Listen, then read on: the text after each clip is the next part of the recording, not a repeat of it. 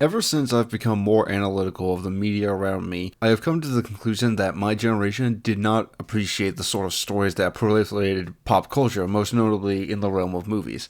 The general decline of media has only highlighted this even more so. Media that was often seen as something just to kill time are looked back with greater appreciation in recent years.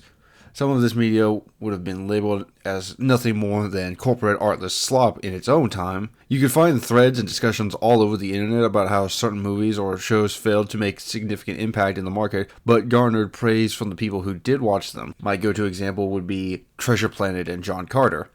The former, a sci-fi adaptation of Treasure Island that focuses on a troublemaking, aimless young man taking a risk and getting his life on track thanks to a cyborg turned father figure, a story which, if released today, I'm certain would resonate with a lot of young men. The latter was a loose adaptation of the first novel in the Barsoom series about a former Confederate captain and widower being transported to Mars, where he finds not only a new purpose in life, but a new love. However, there is a trilogy of films that many people saw, but never seemed to hold in high regard, despite one of them being the highest grossing film ever at the time. It was seemingly forgotten or pushed aside as just another set of films you turned off your brain for and enjoyed. Upon revisiting those films after an episode of Lads Era hosted by Connor Tomlinson on the podcast of the Lotus Eaters website, it struck me as a more clear example that these movies were not only good, like I had believed already, but I'd argue some of Disney's best work and easily their best trilogy of films by far. To overly simplify the argument, the trilogy of films are chick flicks for men.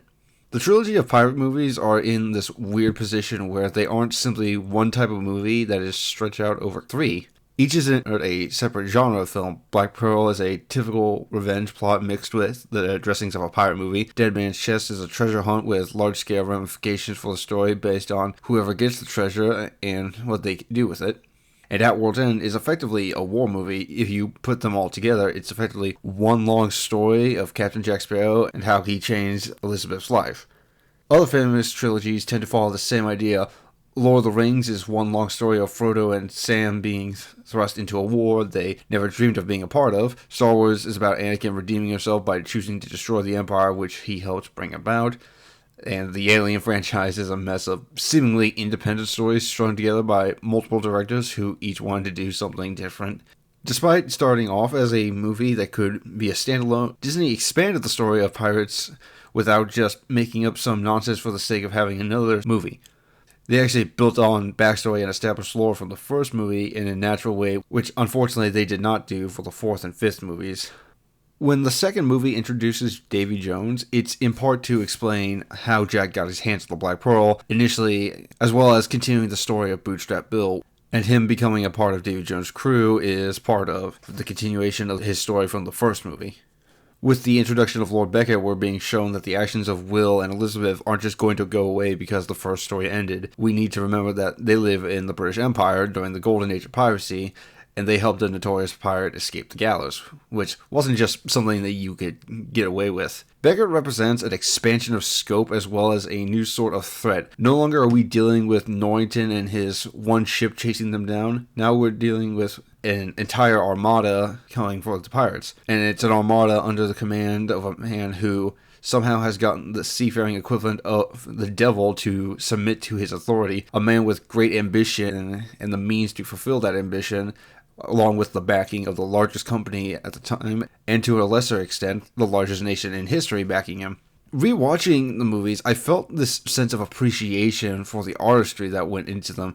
The combination of CGI and practical effects blend almost seamlessly, especially with regards to Davy Jones. Even after almost 20 years, the CGI on Davy Jones looks better than any other, regardless of localized lighting, texture, or art style. While the CGI for the skeletons in Black Pearl is definitely on the iffy side, but at the same time, all the movies feel alive with this sort of passion on all sides that seems to be missing from most modern or just recent movies. I never felt someone was phoning in their performance in or was overacting, and I'd say the same about the crew that helped make the movies.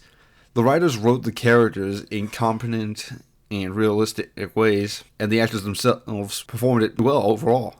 None of the characters do something that is ever so blindly stupid that forces the story to stop whatever the plot's end goal is supposed to be.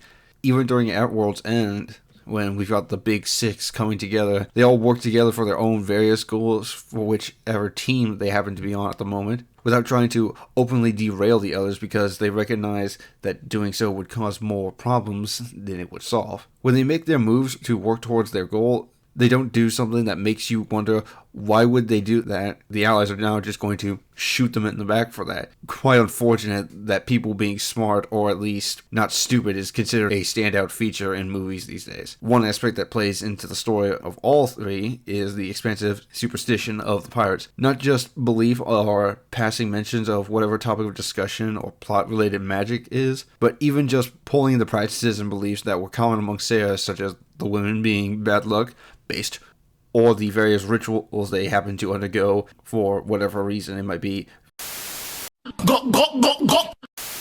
When it comes to things like the Black Spot, the Brethren Court, and so on.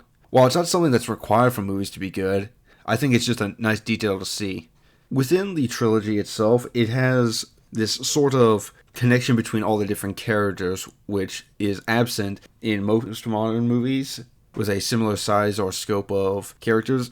The way men and women interact with each other and act in regards to the story is very much a dynamic shifting that is generally in line with what is perceived to be, normal behavior.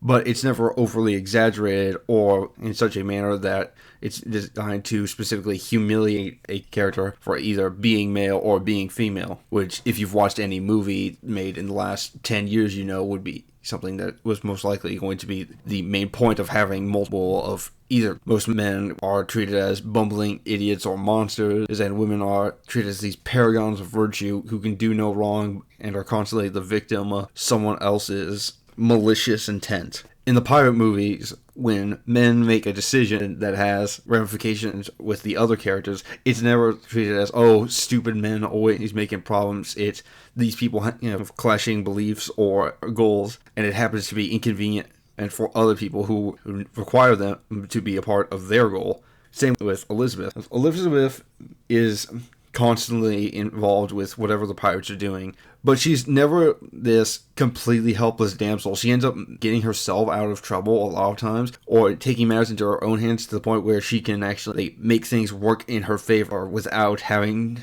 to trick other people into doing it for her. Like when she's on the ship and she needs to go to Tortuga so she can catch up with the pirates, she does it by tricking the sailors that she's on board with, but not by, getting in their face, lying to them, gaslighting them, or telling them to do it blankly. She has to do something that she knows will influence their decision making in such a way that will also align not only with what she wants to do, but that is also in line with something that they themselves would want to do in the first place.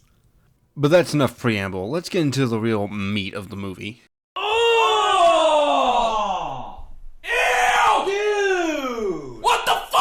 Before we go any further, I'd like to once again make sure to credit Connor Tomlinson for introducing this idea to me. I'm just trying to expand upon it here. So despite Jack getting most of the screen time and story focus, the movies are more from the perspective of Elizabeth, and she's a quintessential female 18th century posh British girl who's flung into adventure. She's the beautiful daughter of a high-status male, her father the governor of Port Royal. She's lonely and she has neither friends nor female family members to connect with. She's pursued by multiple men, each with desirable attributes that she's conflicted about. She yearns to live a life away from what she knows, and when she finally leaves her life of comfort and luxury, she's woefully unprepared and naive of the real world, but slowly becomes accustomed to her station within it as the story progresses. When we first see her, she's singing a pirate song and talking about how she thinks meeting a pirate would be exciting, to her father's great dismay. When she sees the devastation of the pirates' attack, she's still drawn to look at it out of curiosity. Her curiosity is also fed by her finding Will and the medallion around his neck, which she mistakes for being a pirate medallion, which she then promptly steals from her future husband. What did Disney mean by that? Jump cut about a decade or so into the future, and she still has dreams about that day and is more than willing to risk facing pirates and bargain with them when any other woman in her position would probably just hand over the gold and hope they leave her alone. She puts herself in danger either out of the belief that the pirates in one way or another act like the polite society that she has been surrounded by her entire life. This, combined with her gender studies confidence, leads her to being pulled into the plot and officially breaking whatever delusions she had about pirates and how interesting they might have been. Another key aspect of Elizabeth's story that you can find in basically every sort of chick lit or chick flick is variety and or collection of the men who try to woo her with their mysteries and charm. We see that in these films as well. We've got the Gentleman of Norrington, a man who occupies a position of prestige, who's respectable, handsome, well-kept, charming, confident, and could easily provide a good high society life for her. But he's a bit boring. There's the noble peasant boy in Will. He's not rich, but he's polite, he's cute, shy, humble, and worships the ground she walks upon. He's the commoner who no one would expect her to pick, but he'd love her more every day. Then we have Jack the Scoundrel. He's dirty, smelly, a drunk, a liar, a criminal, but he's also dangerous. Kind of a bad boy type, who's always armed, who lives a life of adventure and freedom, a life she's always wanted to explore, but never got the chance to, or at least never took the chance to. Each movie individually explores the connection between her and those three, while focusing on one more than the other in each movie. In Black Pearl, it focuses on Norrington and Will, with the focus mostly being on Norrington. In Dead Man's Chest, it's Jack and Will, mostly focused on Jack. In At World's End, it's primarily Will, and wrapping up any story that she has with the other two. Whenever there's a conflict between her and the men, it's always wrapped up with this climactic kiss scene. She kisses Jack when he returns to save them from the Kraken, so he'll have to face the consequences of his actions rather than just running away, letting everyone else deal with his problems. And afterwards, he's more inclined to put himself in harm's way in the final movie. Jack goes to the Dutchman in order to get Will to safety, even if he runs the risk of never leaving. When Will is dying, he puppets him to stab the heart, so he'll survive and finally get to live with Elizabeth after 2 movies of using them as pawns for whatever plot he had at the time. And he spends the entire 3rd film grappling with stabbing the heart for himself to become immortal, but instead he uses his chance to be free forever to save a man that only ever asked for his help to save the woman that he loved because no one else would take Will seriously. Their time together is literally the whole I can fix him fantasy. She kisses Norrington whenever he's saving her and her crew from the Dutchman after he betrayed her and inadvertently got her father killed by turning the heart over to Beckett, an action which he only took to regain the prestige of his lost life, which he lost because she chose to help Jack and he didn't want to see her get arrested. This ends up redeeming him morally, which means that she was so good and pure that she managed to redeem a good man gone bad, which is not a uncommon sort of female fantasy. And when she finally kisses Will, it's at the end of their 3-part love story where they've come together through a emotional roller coaster where they've betrayed each other, they've lied to each other, they've almost gotten themselves killed for each other. They've had their 3-story arc, which very much includes the whole will they, won't they arc, and eventually getting the sort of happily ever after to wrap up their story at the end of the 3rd movie. This sort of storytelling might seem kind of counterintuitive on your initial watch, but when you really step back and just analyze it for what it is, it does become clear that these movies are chick flicks. Chick flicks that have a good amount of adventure, sword fighting, the sort of stuff that gets, guys in chairs and also keeps them coming back. Whoa, calm down, Jamal. Don't pull out the 9.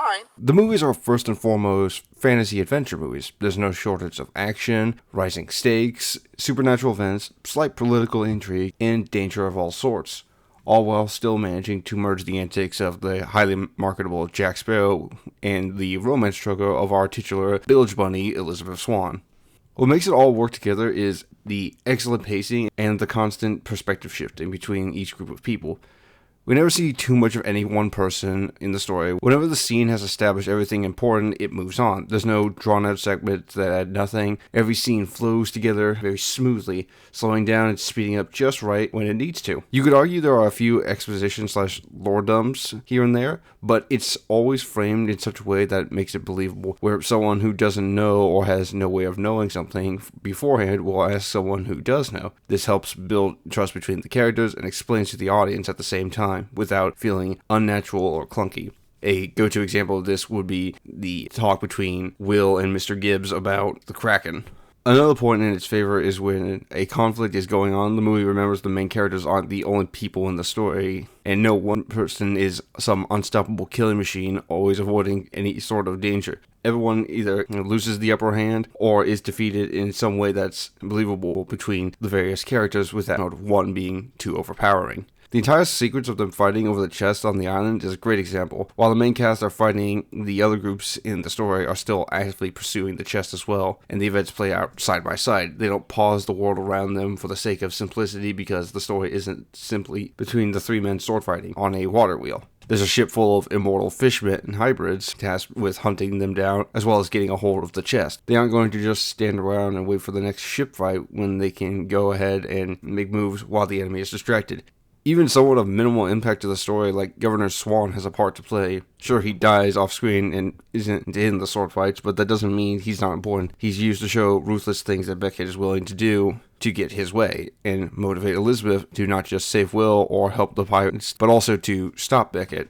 He's a perfect example of the titular "the war always comes home" concept, which, unfortunately, a lot of people forget to include in stories of large-scale conflicts. The story is written in a similar way to Lord of the Rings. The world is alive and has many moving parts and focuses on a conflict that affects every one of them, and when you get involved as a part of it, you're in till it's over or till you're dead. None of the characters feel like a mouthpiece for an ideology. There's no grandstanding, there's no shaming, it's just the story. They make it very clear throughout the movie what kind of person each main character is without trying to manipulate your thoughts about them with some sort of argument as to why one is superior to the other. Jack is a lying, whoremongering drunk and criminal who loves to pillage and plunder his way around the world, and he will openly admit so. Will is effectively a stubborn, foolish, and slightly arrogant child in way over his head who would sooner throw himself into fights with pirates before asking a woman he's known for a decade on a date. Barbossa is a scheming, murdering, treacherous criminal who's totally willing to release a demon so he can keep doing it.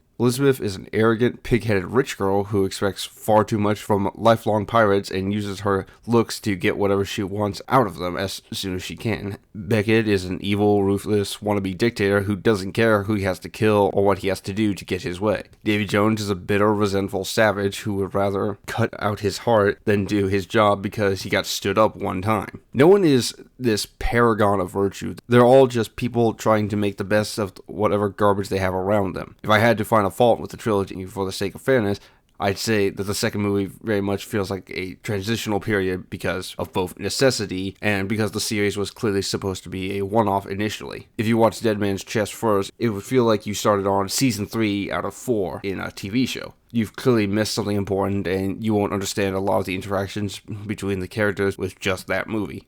However, enough of the world is revisited and explored to the point where you don't necessarily need to have known literally every single detail. You can make a lot of inferences just based on the interactions that we do see in Dead Man's Chest. Plus, the cast are not above just telling people outright what happened between them. The Pirates trilogy feels like it's at the tail end of what we would consider classic Hollywood, before everything became some form of gay race communism and constant rushed, half-made project or constant sequels. It feels like a movie series made in the time where if the movie flopped, the crew would have come out and said, yeah, we were disappointed. It's unfortunate that it wasn't received as well as we hoped for. Whereas nowadays, it's not uncommon to see people who work on films just jump to blaming the viewers for either not understanding whatever message they were trying to beat you over the head with, or calling them whatever sort of ist and phobes they could think of in relation to whatever project it was. It was clearly made not only for money, but with the intent to entertain, and I think they did a pretty good job in that. It's a shame that Hollywood has abandoned the sort of mindset of entertainment for the sake of entertainment and replaced it with more political grandstanding than they already had. If you haven't watched the trilogy for a while, I'd strongly suggest you rewatch it and take it in for what movies used to be. Hopefully, with the EFAP guys making their own independent short films and more groups in general taking steps forward to filling the void in entertainment that seems to be lacking with modern Hollywood, hopefully we'll get back to the time where entertainment was just that, not the sort of platform used to shame or preach to audiences. One good example of this so far is movies and products made by Angel Studios seem to be relatively good overall from what I've seen. I want to end it with this. The Pirates of the Caribbean trilogy, it's not perfect. There's flaws in it that you could find in just about any sort of film if you look hard enough. But it is far better than most people will remember it for, and with a general lack of quality from recent projects, it's not hard to see how in the early 2000s, we were actually quite spoiled for choices. Now, before you go, I'd like to ask you to subscribe if you enjoyed the content. I don't like asking people, but from what I hear, it's essential if you want to grow your audience. If you didn't like it, don't subscribe. If you did, please subscribe. I want to talk about more stuff like this, and I'm thinking about doing a series on some books that I've been reading lately. Thank you for watching. Oh man, this guy's so handsome and cool. I want to subscribe.